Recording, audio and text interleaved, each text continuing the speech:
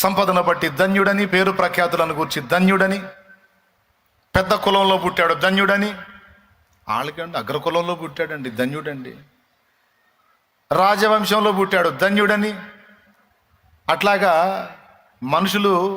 మనుషులు గొప్ప అనుకునే వాటిల్లో ఎవడన్నా కనపడితే ధన్యుడు అంటారు. నిజంగా చెప్పాలంటే అవన్నీ ధన్యతలు కావు, అది ఒరిజినల్ ధన్యత కాదు. ఎవరు ధన్యుడంటే దైవ కుమారుడు ఎవనికి ప్రత్యక్షమయ్యనో, దైవ కుమారుని కూర్చున్నటువంటి సత్యము ఎవనికి ప్రత్యక్షపరచబడెనో వారు ధన్యులు అన్నాడు దేవుడు. సాక్షాత్తు యేసయ్య అన్నాడు, వాడురా ధన్యుడు, నన్ను కనుగొన్నవాడు ధన్యుడు, నన్ను గుర్తుపట్టినవాడు ధన్యుడు, నన్ను కలుసుకున్నవాడు ధన్యుడు, నన్ను బాగుగా తెలుసుకున్నవాడు ధన్యుడు, ధన్యురాలు.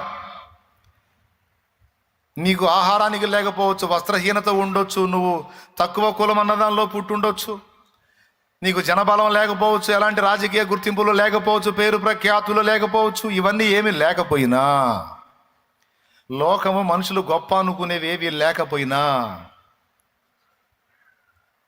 ఈ లోకం ఎలాంటి లోకాలు కోటాను కోట్ల లోకాలను చేసినటువంటి సుప్రీం ఎవరైతే ఉన్నాడో ఆయన దృష్టిలో ఉన్నావు నువ్వు.